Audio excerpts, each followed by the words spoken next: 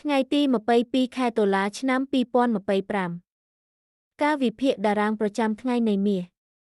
កូដសញ្ញាផ្ទុយគ្នាទីផ្សារនៅរងចាំទីដែលច្បាស់លាស់តម្លៃបើកទីផ្សារ Gold គឺ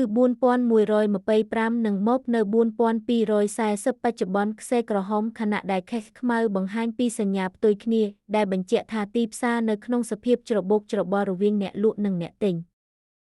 បើតម្លៃធ្លាក់ក្រោមអបវាអាចទៅដល់ខឺ1នៅ4109ហើយបន្ទាប់ទៅខឺ2នៅ4092ដែលជាតំបន់គាំទ្រសំខាន់